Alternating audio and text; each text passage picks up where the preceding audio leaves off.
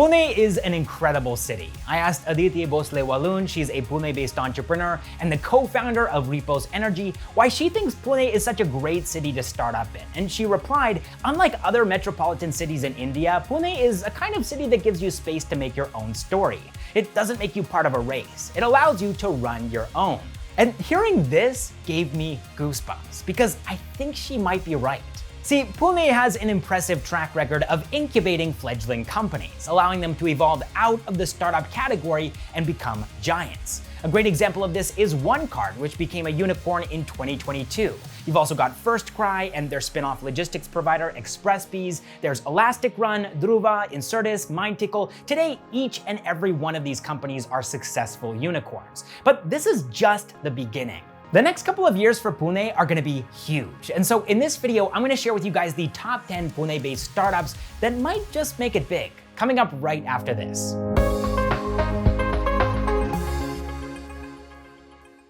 All right, so two things to note here before we jump in. One, these are all startups, so if you want our definition of what a startup is, you can pause the video right now. And two, this list is organized a bit randomly, so number 1 doesn't mean the best startup, number 10 doesn't mean the worst startup. We just organized things in a way that we thought would be informative and interesting. All right, so with that out of the way, let's start things off at number 10 with health tech startup Noccarc Robotics. Started in 2017 as Noccarc Robotics, this startup initially wanted to build robots for India's defense industry, but later pivoted to clean tech instead by building a robot that could clean solar panels. They raised a $1.6 million seed round from the Indian Angel Network and were gearing up to launch a second product when the COVID-19 pandemic hit. And so, once again, they pivoted, this time into the health tech space with the Noccarc V310, which was the first Indian ventilator to be certified by the Directorate General of Health Services following the onset of the pandemic. Now, in 2020, business was slow, as a lot of hospitals had already ordered ventilators from outside of India, so Noccarc only brought in 15 crore rupees in revenue that year. But after the second wave hit in 2021, the startup began to see a huge uptick in orders. In the first 3 months of the second wave, their total sales jumped from 750 to 3,250 units. They would end up selling an estimated 20% of the total made in India ICU ventilators in 2021, and as of August of 2022, they've sold upwards of 3,500 ventilators total. Next up at number 9, we have social network startup for students, EventBeep.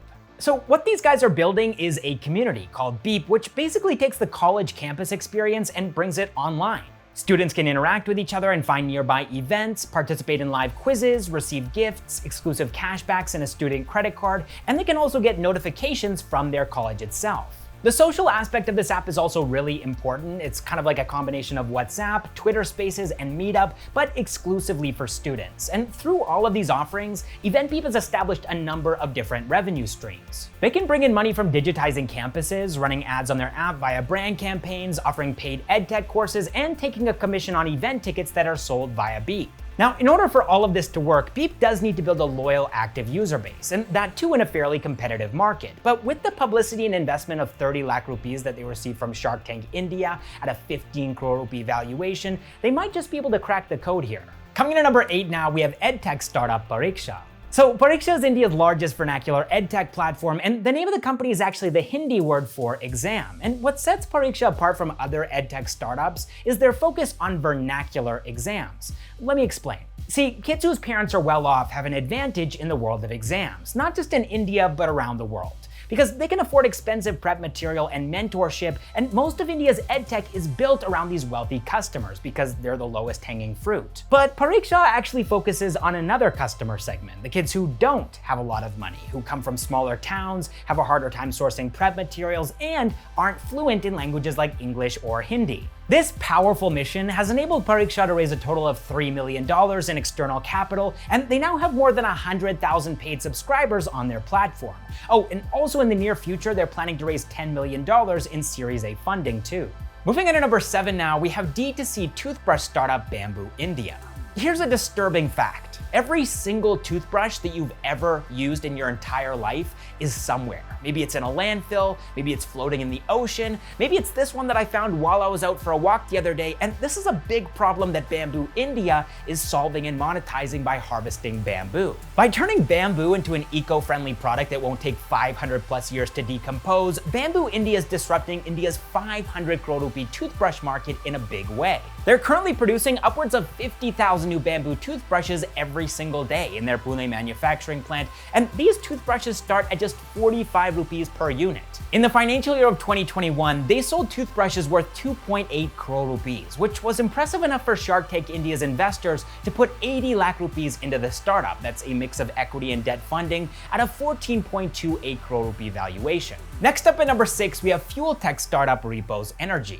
So like I mentioned at the beginning of this video, the startup was founded by Aditya Bhosle Walunj and Chetan Walunj, and the best way that I can describe their startup is that just like Zomato and Swiggy deliver food, and Zepto and Blinkit deliver groceries, Repos Energy delivers fuel. And they got off to a pretty great start. In 2019, Ratan Tata agreed to invest an undisclosed amount into the startup as an angel investor, and also became a strategic partner. Repos Energy is now tied up with Tata Motors to make and market fuel trucks with built-in pumps. And this is actually where we get into the startup's business model too, because Repos Energy is a B2B2B play. They sell these IoT-enabled Tata fuel trucks with built-in pumps to partners, and those partners, through the Repos Energy network, are able to sell fuel to end customers via the Repos app. These customers can be hotels, hospitals, residential complexes, basically anybody who needs to fill up a generator in the event of a power outage, and they also sell electricity for EV fleets too.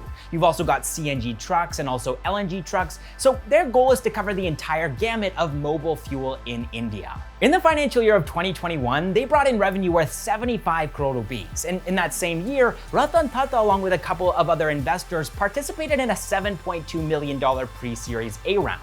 And they're also planning on following this up with a $38 million Series A round very soon.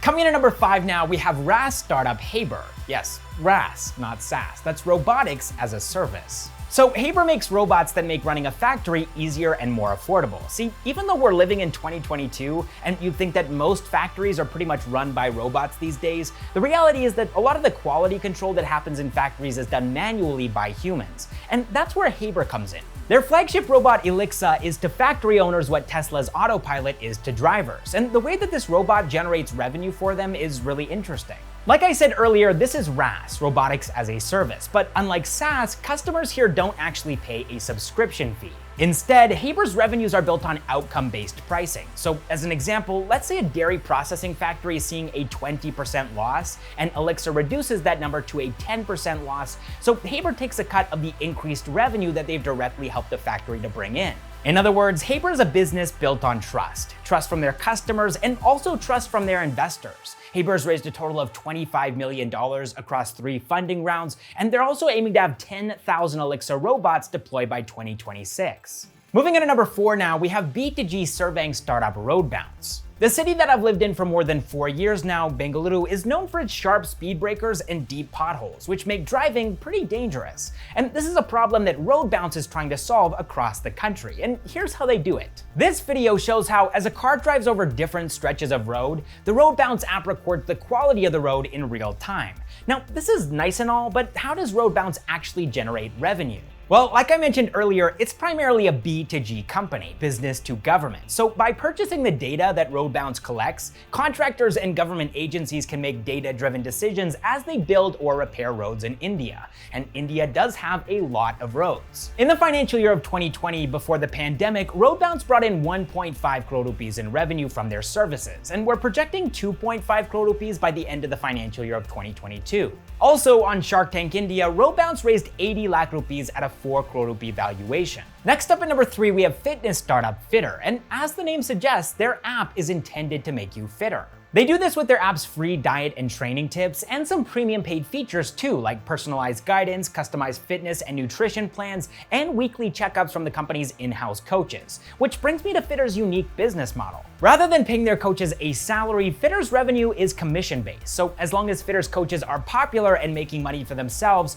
Fittr makes money too. Their customer churn and retention is directly tied to the success of these coaches, 30% of whom are actually former Fittr customers who fell in love with fitness through the Fittr app. Thanks to this innovative approach, Fittr was selected for the 3rd cohort of Sequoia's accelerator program Surge, and ended up raising $2 million in seed funding from the program in April of 2020, followed by an $11.5 million Series A round, and the growth that Fittr has been able to achieve using these funds enabled them to bring in more than 100 crore rupees in revenue in the financial year of 2022. Coming in at number 2 now, we have alcohol startup Moonshine Meadery. Now, 2 disclaimers here before we jump in. 1, alcohol consumption is injurious to your health, so keep that in mind. And 2, Moonshine Meadery doesn't actually produce moonshine. They produce mead, which is an alcoholic drink that falls somewhere between a beer and a cider. It's also one of the world's oldest alcoholic beverages, it's gluten-free, and it's created by fermenting honey with various fruits and spices. Now, besides Moonshine Meadery, there aren't really a lot of mead brands in Asia, let alone India. So it is a very new type of drink for this market, but in spite of that, they were able to raise a seed round in September of 2018. They tried to raise more capital on Shark Tank India, and while they did get offers from the investors on that show, nobody could agree on a valuation for the company, and so these deals all fell through. In spite of this though, Moonshine Meadery is officially available in 7 cities across India, and they plan to go pan-India in the near future. And finally, coming in at number 1, we have B2B healthcare startup Biddano.